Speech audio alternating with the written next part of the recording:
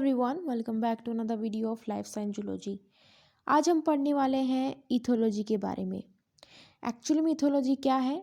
Ethology is the study of animal behaviour और ethology is scientific biological and specific study of behaviour of animal.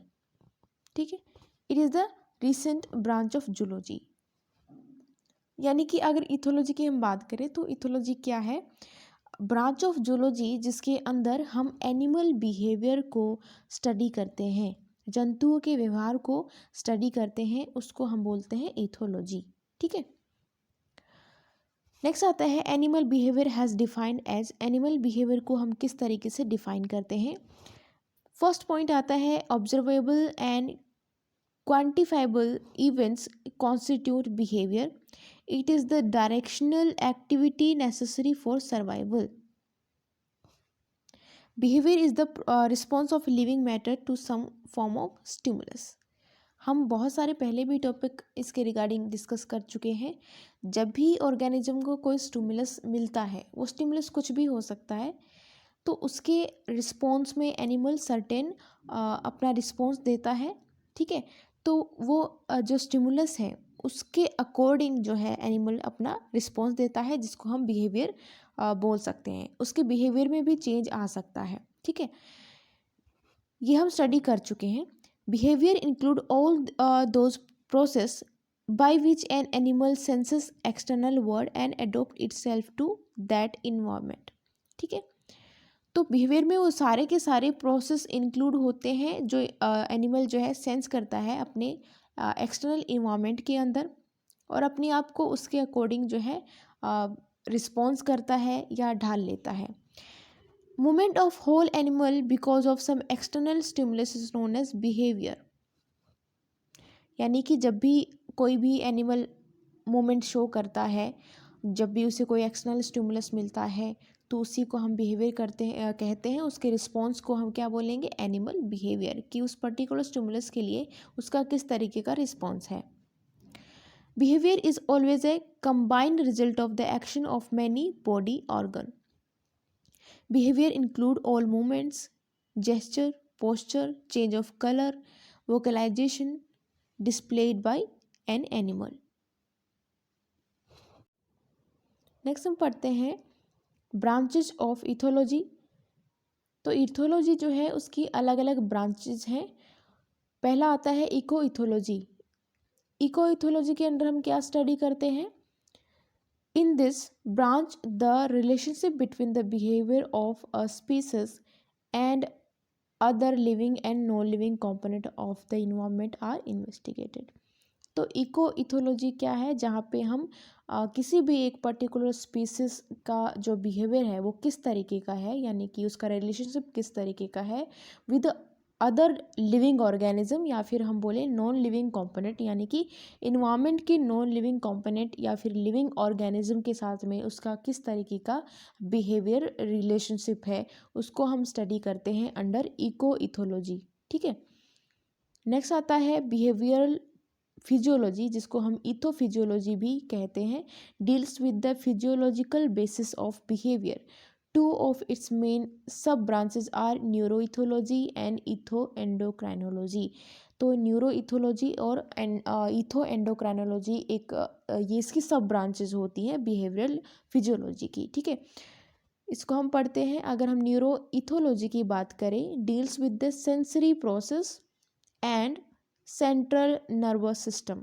ठीक है, तो जो neuroethology है वो deals with sensory process as well as CNS, central nervous system, that underlie particular behaviour.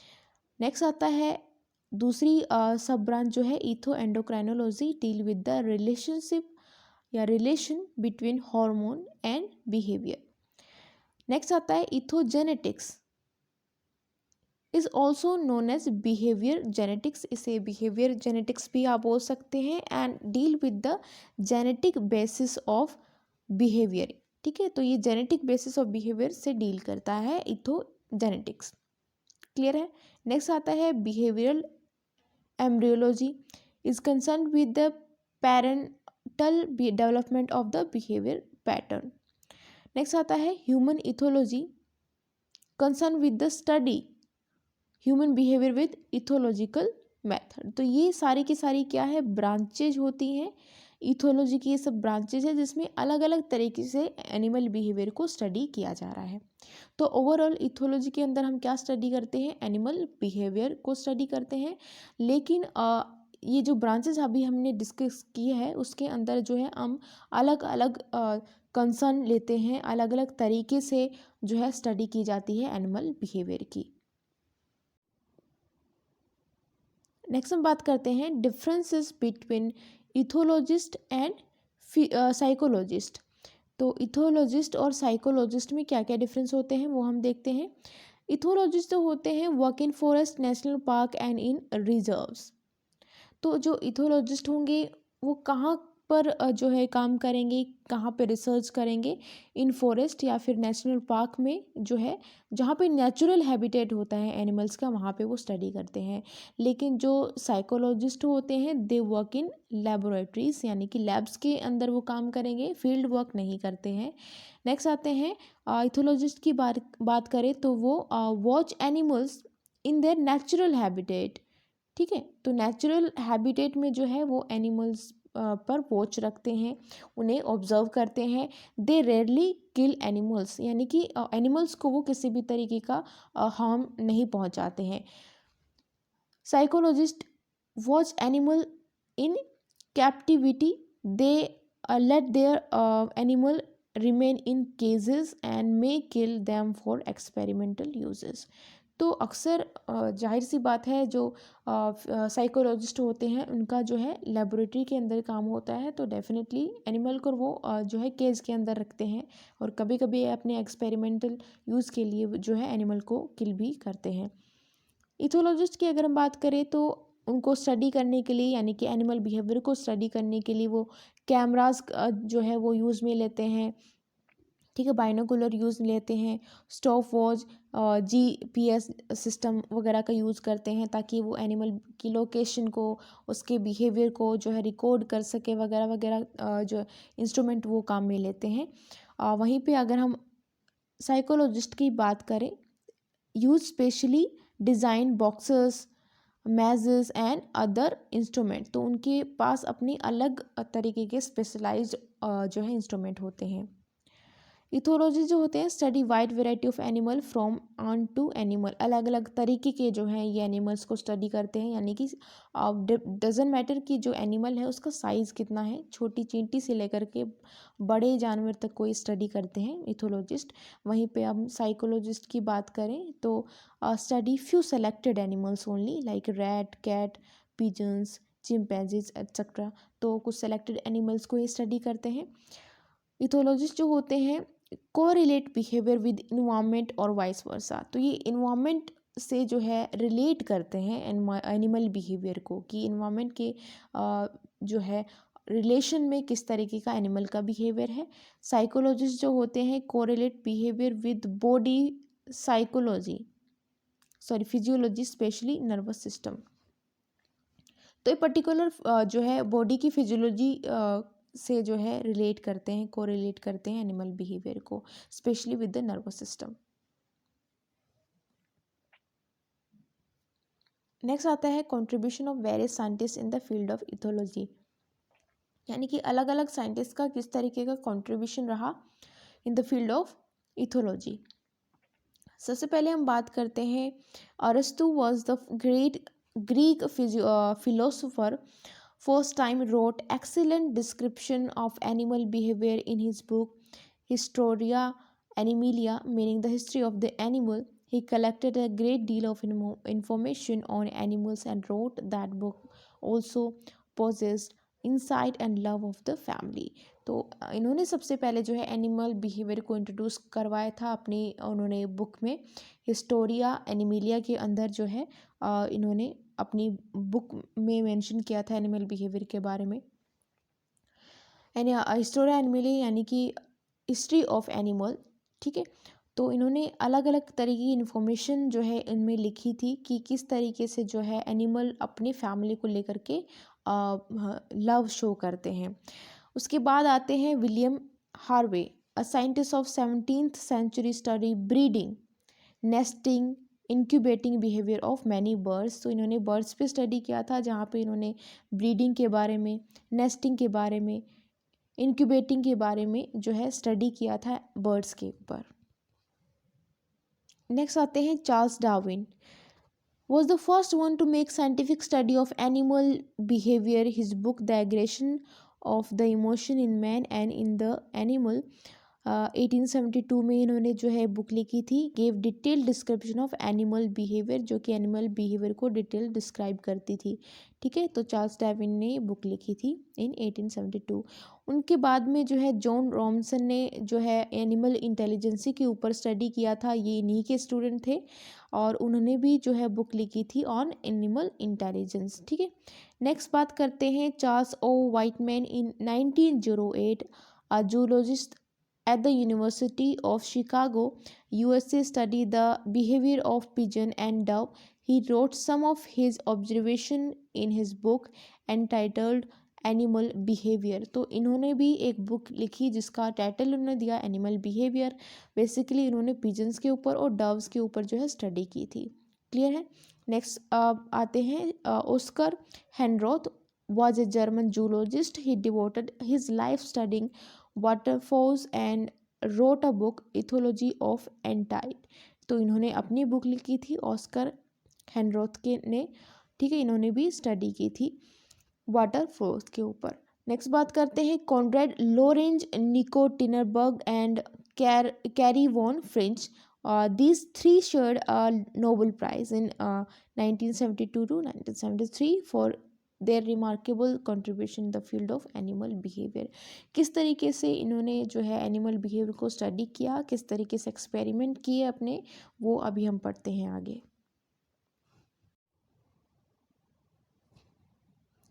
सबसे पहले हम बात करेंगे कॉनरेड लोरेंज के बारे में। तो इनका बहुत बड़ा योगदान रहा एनिमल बिहेवियर के ऊपर। इन्होंने बहुत जो है एक्सपेरिमेंट किए थे, तो इसी की वजह से इनको जो है फाउंडर फादर ऑफ इथोलॉजी भी कहा जाता है, क्योंकि इनका बहुत बड़ा योगदान रहा था इथोलॉजी में, एनिमल बिहेवियर को स्टडी करने में। Lorentz 1903 to 1989 is regarded as the founder father of ethology. He was the lecturer in animal psychology at the University of Vienna, Austria। ठीक है, ये लेक्चरर थे एनिमल साइकोलॉजी के। He got initial inspiration from his teacher Oskar हेनरोथ।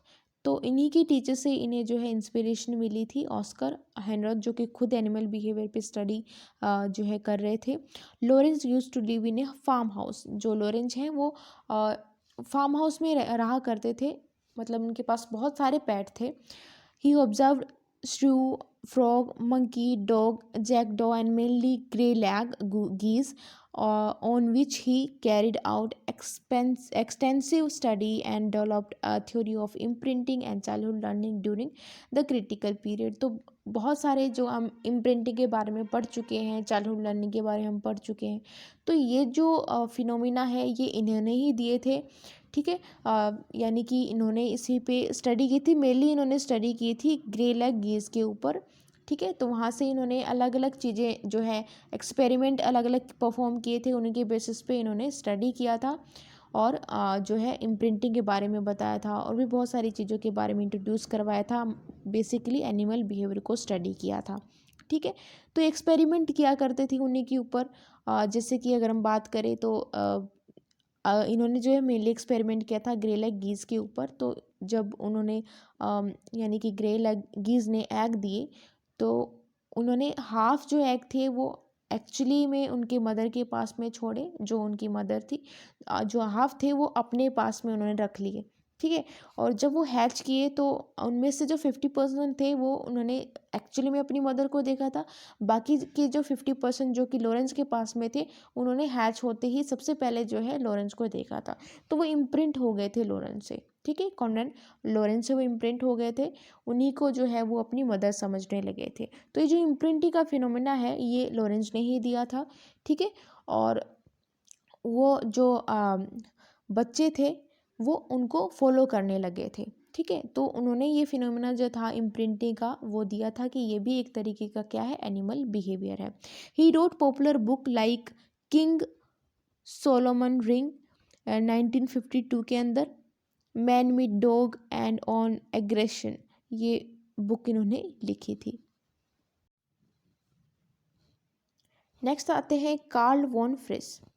Karl von ने जो है, इन्होंने भी एनिमल बिहेवियर को स्टडी किया था। who was born in Vienna but spent his life in Germany। Basically इन्होंने जो है स्टडी की थी बीज के ऊपर, मधुमक्खियों के ऊपर उन्होंने स्टडी की थी। उन्होंने बोला था कि इनके अंदर जो है एक तरीके का कम्युनिकेशन सिस्टम प्रेजेंट होता है, जिसकी वजह से वो एक दूसरे से कम्युनिकेट कर पाती हैं। और बीज के अंदर जो है दो तरीके के डांस पाए जाते हैं, वेगल डांस और सर्कल डांस। ठीक है। He also study behaviour of बीज ड्यूरिंग टोटल सोलर इक्लिप्स। ठीक है, सोलर इक्लिप्स के दौरान भी इन्होंने स्टडी किया था कि जब मधुमक्खी तब किस तरीके का बिहेवियर शो करती है। His marvellous work on bees got him the laurel of Nobel prize. इसी काम की वजह से उन्हें जो है नोबेल प्राइज भी मिला था। He also carried out work on hearing and colour vision of fish. Next बात करते हैं निको टिनबर्जन के बारे में। तो वो जो निको टिनबर्जन है वो बॉर्न हुए थे हॉलैंड में, लेकिन वो रहे थे इंग्लैंड में। और he was a zoologist by profession ये जूलॉजिस्ट थे। इन्होंने भी अलग अलग तरीके से स्टडी की। इन्होंने स्टडी की थी बटरफ्लाइज के ऊपर, वॉस्प के ऊपर, ठीक है, three spine sticker back fish के ऊपर इन्होंने स्टडी किया था। He was an author of many books like Animal Behavior, The Study of Instinct, The Animal in Its Word, Social Behavior in Animal। इन्होंने अलग अलग तरीके की बुक जो है लिखी थी। निको टिनबर्जन contribution on the detail of the science stimuli which are the needed to elect a specific instructive behavior। Next बात करते हैं significance of ethological studies. Ethological studies के क्या क्या सिग्निफिकेंस हैं। Ethology is not only important as an academic science but also has important implication in animal welfare. Studies of animal behavior are increasingly important to society because they are crucial for understanding how to perceive species in the face of the continuing negative impact of human activity on the biosphere. Ethology formed an important bridge between the molecular and physiological aspect of biology and ecology. It has become a link between organism and environment and between the nervous system and the ecosystem. It plays a crucial role in animal adaptation and evolution through a behavior in animal interact with the environment.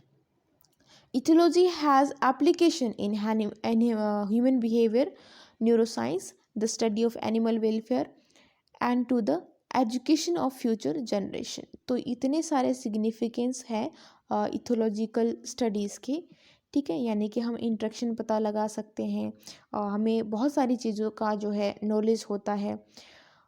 Animal behaviour और environment में living organism की क्या एक तरीके से क्या relationship होता है, या नॉन लिविंग कंपोनेंट का किस तरीके से रिलेशनशिप होता है एनिमल बिहेवियर का। तो ये सारी जो चीज़ें होती हैं हम इथोलॉजी के अंडर जो है स्टडी करते हैं। ठीक है, तो ये सारे सिग्निफिकेंस होते हैं इथोलॉजिकल स्टडी के। आई होप ये वीडियो आपके लिए यूज़फुल रहा हो। Till then stay tune, I see you in the next one. Thank you so much for watching this video.